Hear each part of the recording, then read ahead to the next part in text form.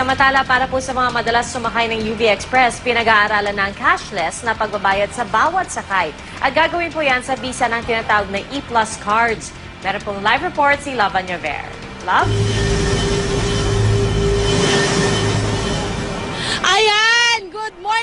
Good morning po and everyone. Thanks sa inyo mga kapuso. Nandito tayo ngayon live sa May Pasay Terminal. At syempre, hawak-hawak ko ngayon ang aking, may pangalan ko pa yan, E-Plus Tap to Pay card. Ito po ang ipatutupad ng, dito sa area ng Pasay Terminal. No? Pagsasakay po kayo ng UV Express, kailangan nyo lang pong itap sa isang card reader ang inyong card at lalabas na po doon ang inyong, ayan. Lalabas po kung saan kayo pupunta ba? At syempre, makikita rin natin dito kung magkano po ang inyong babayaran. Papakita ko sa inyo. Ayan. At syempre, ito na, magbabiyahe na tayo papunta itong, wait lang.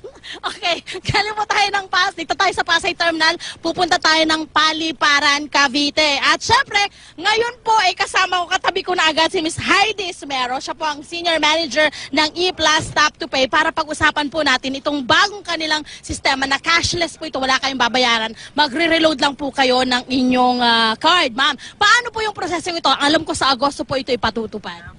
Pwede po silang pumunta sa any E-Plus booth to get the card. And then the card is available for loyalty cards at saka prepaid. So pag loyalty po, you get points when you watch movies, and you also get freebies and discounts in partner establishment. Okay. So bakit po naisipan na gawing ganito yung sistema ng pagbabayad? Lalo na sa mga commuters natin, alam mo, ang hirap-hirap, lalo sa mga bariya-bariya. Ang hirap-hirap niya na. So anong naisipan natin, bakit tayo nakaisip na gawin ito? Primarily, gusto nating i-extend yung convenience. Nagsimula kasi yung card in the cinemas. So, kapag meron po kayo ng card, diretso lang kayo to the theater of choice.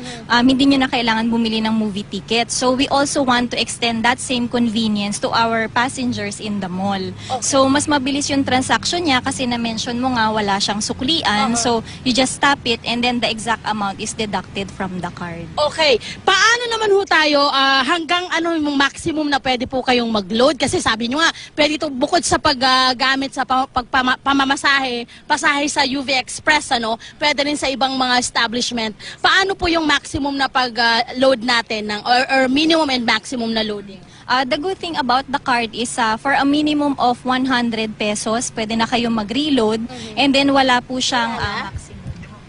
Okay. Wala po siyang maximum as to how much yung pwedeng i-load sa card. Okay. So, kung hanggang gusto nyong mag-load, pwede. Yes, pwede naman siya. Basta minimum of 100. And then what's good about the card is walang expiry yung load niya. So, hindi siya nag-e-expire. Even the card, wala rin expiry? Yes. Okay. Ayan po mga kapuso, nakita nyo naman, ito po ay patutupad sa August pa. Kaya nako, mag-abang-abang na kayo. Pwede nyo po itong, available na po ito by August pa. Ayan. Yan muna ang pinakahuling update namin mula mismo dito sa loob ng UV Express na papuntang Cavite. Balik po tayo sa studio. Maraming salamat, Love Anyaver. Live po yan mula sa umaandar na UV Express.